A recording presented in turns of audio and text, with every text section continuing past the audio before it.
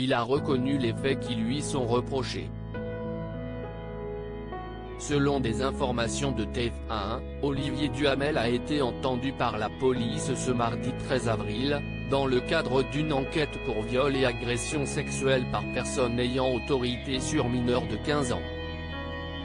Celle-ci avait été ouverte en janvier dernier, suite à la publication du livre de Camille Kouchner, La Familia Grande, dans lequel elle accuse son beau-père d'inceste à l'encontre de son frère jumeau Victor. L'ancien politologue a ainsi été convoqué, ce mardi, dans les locaux de la Brigade de protection des mineurs, BPM, de la police judiciaire parisienne, où il a été entendu pendant plusieurs heures. Il est le dernier protagoniste de l'affaire à être interrogé.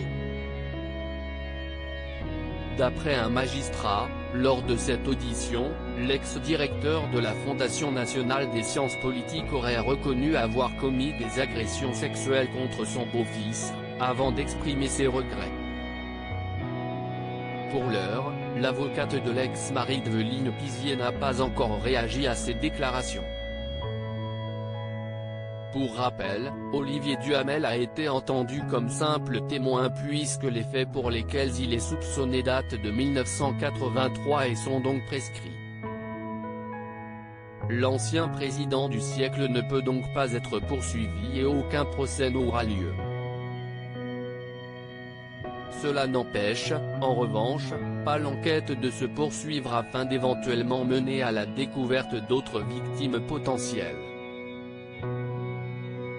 Camille Kouchner n'attend plus rien d'Olivier Duhamel. Avec son livre Camille Kouchner, a permis de libérer la parole au sujet de l'inceste.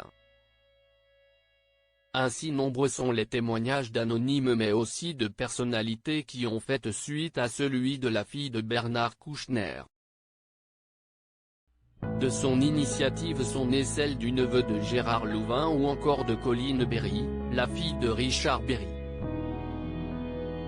Si Olivier Duhamel reconnaît désormais les faits après les avoir longtemps niés, Camille Kouchner n'attendait pourtant plus rien de son beau-père, comme elle l'avait expliqué sur le plateau de Quotidien en février dernier. « Je crois que le jour où il s'en est pris à mon frère, j'ai arrêté d'attendre quelque chose de lui. Je ne crois pas que j'attendais quoi que ce soit de lui », révélait-elle en précisant que son ouvrage n'avait pas uniquement pour but de dénoncer mais surtout de lui permettre de parler de son chemin.